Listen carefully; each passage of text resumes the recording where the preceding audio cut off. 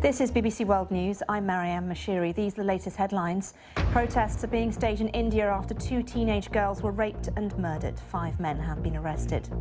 The US is urging China to stop what it calls destabilizing actions in the South China Sea. Well, let's go back to that India rape story. And the 2 girls who went to the open fields used as toilets on Tuesday night were raped and found dead in the state of Uttar Pradesh. Now, almost half of Indian people don't have access to sanitation. Almost 65% of the population defecate in the open. The women are mostly attacked when they step out early in the morning or late in the night. Well, with me now is Condemns, who's the media manager at the charity WaterAid. Thank you very much for joining us here on BBC World News. It's an awful story, this, but let's talk generally about the problem in India. How big a problem is the lack of sanitation in that country? Well, we're looking at a situation where over 6 in 10 people in India don't have access to basic sanitation, and considering the size of the population, over 1 billion people, we're talking hundreds of millions of people. In the context of women and girls, we're looking at about 300 million women and girls who have no choice but actually relieve themselves in the open. So, I mean, it's a problem with huge proportions. And is this a problem that perhaps is more specific to rural areas, or is it also in cities and towns? Rates of access to sanitation are on the whole better in urban centres.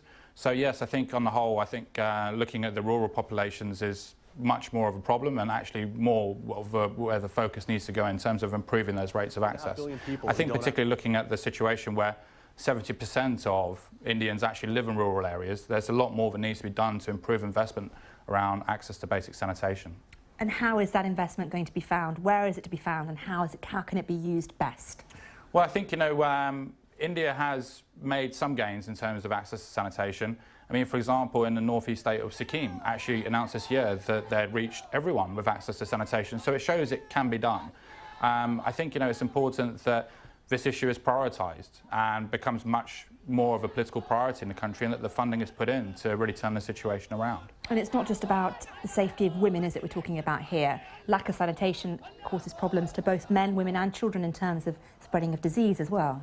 Yes, the shocking statistics. There's 185,000 children under the age of 5 in India die every year from a lack of access to basic sanitation, clean drinking water and hygiene services.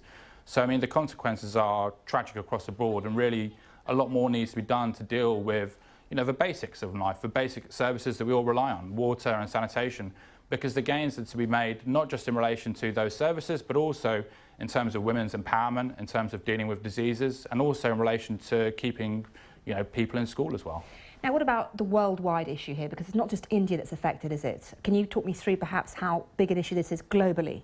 Yes, so 1 in 3 people around the world lack access to basic sanitation, and really the highest rates where people don't have access is predominantly in South Asia and also in Sub-Saharan Africa.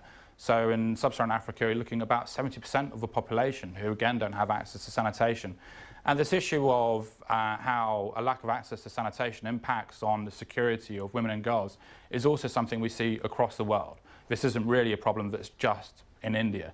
So, for example, in Lagos in Nigeria, WaterAid carried out a study where we found that around 25% of the women who lacked access to sanitation were experiencing, harassment and violence on a yearly basis. Now, WaterAid and other organisations like UNICEF and the WHO are calling for people to have access to sanitation and water by the year 2030. I mean, we're in 2014 now. How realistic is that if you look at the task ahead of you? Well, I think, it's important that globally we set ourselves up for ambitious but realistic goals. I think, we're going to be in a situation where we need to really kind of globally tackle what is a global problem. So it's important that governments, including India, including the West, including African states, actually do come together and say, this is something that needs to be done. We need to get to a situation where, people lacking access to these basic services becomes part of the history books and is no longer a daily reality for so many people around the world. OK, Hirache, good to speak to you. Thank you very much indeed.